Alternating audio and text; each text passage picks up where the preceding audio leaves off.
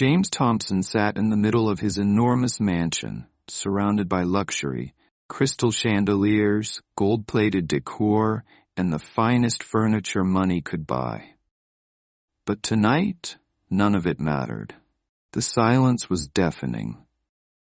The house that once echoed with his children's laughter now felt like an empty museum. He stared at his phone. No messages, no calls. His wife, Emily, and their 2 children had left months ago, and not a single word from them since.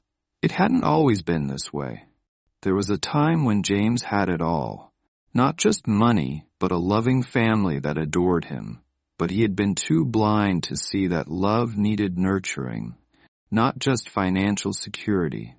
Late nights at the office, missed birthdays, forgotten anniversaries. He told himself he was doing it for them. One more deal, one more big break, and then I'll make time, he used to say.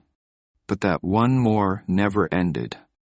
Now, as he sat alone, he realized that no amount of wealth could bring back the people who once made this house a home. "How did I let it come to this?" he whispered, gripping his whiskey glass. But the truth was, the downfall had been in motion long before he noticed. The rise, a man obsessed with success.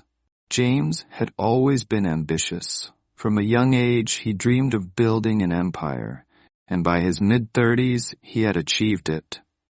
A multi-millionaire entrepreneur, he was admired and envied by many. He owned a chain of luxury hotels, had powerful connections, and was featured in business magazines. But success came at a price. His work consumed him. He was up before dawn, attending meetings, negotiating deals, and traveling worldwide. He justified his absence from home by providing the best life for his family, expensive vacations, designer clothes, and a house that could fit 10 families. Whenever Emily expressed concern about his absence, he dismissed it. "Do you think any of this would be possible if I didn't work so hard?" he'd say. "I'm doing all this for you and the kids." But deep down, Emily didn't want luxury. She wanted him, his presence, his attention, his love. His children, too, grew distant. His son Ryan once idolized him, but now barely spoke to him.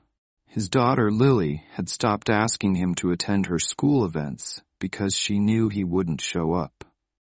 His best friend, David, once warned him, "Success is great, James, but don't let it cost you the things that truly matter." James had laughed. Love is nice, but money is what runs the world. And so he continued chasing numbers, unaware that his real treasures were slipping away. The fall. Losing everything. Then everything collapsed. One bad investment turned into another. The economy took a downturn, and his empire crumbled like a house of cards. Investors pulled out, creditors knocked on his door, and the media swarmed him like vultures. Within months, his business was gone. His bank accounts were frozen. His properties were seized. Emily, who had tried for years to hold the family together, finally gave up. She packed her bags and took the children. "We don't need your money, James. We just needed you. But you were never here." He watched them walk away, still in shock. He expected them to stay, to fight for him, the way he had fought for his business. But they had been fighting for his attention for years, and he never noticed. For the first time in his life, James felt true emptiness, not because of the money he lost, but because he realized he had no one left. The mansion was cold, his phone silent. The people who once admired him disappeared overnight. In his arrogance, he had believed money would keep everything intact. Now, without it, he saw just how little he actually had. The rock bottom. A man with nothing. James was forced to move into a small apartment, a drastic downgrade from his lavish lifestyle. His phone, once flooded with calls from business partners, was now eerily silent. The so-called friends who once praised him were nowhere to be found. One evening, while eating a cheap microwave meal, he saw an old contact in his phone. David. Swallowing his pride, he called. "David, I need to talk." David didn't hesitate. The next day they met at a small diner, a place they used to visit in their youth. As they sat down, James saw a father at the next table playing with his young son, their laughter filling the air. It hit him like a punch to the gut. That used to be me. My family used to look at me like that. David sighed. You had something priceless, James, but you were too busy chasing what you thought mattered. For the first time, James didn't argue. He just sat there, staring at his reflection in the window, realizing the cost of his choices. The realization, the cost of his choices. James spent days replaying his past. He remembered the times Emily had begged him to spend more time at home.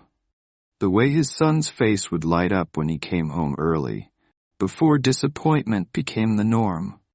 He decided to visit his old family home. As he stood outside, he saw a new family living there.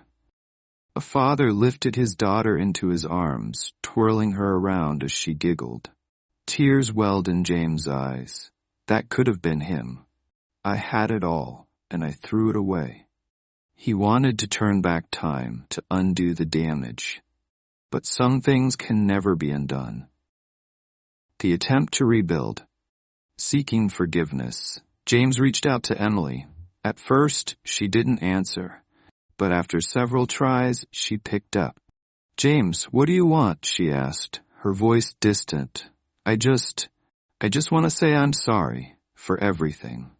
She remained silent. He knew an apology wouldn't erase the years of neglect, but he had to try. Instead of just words, James took action. He started fresh, built a new business. This time, with balance. He showed up for his kids, not just with gifts, but with time and love. It took time, but slowly, Emily and the kids started letting him back into their lives. The lesson learned, a different kind of wealth.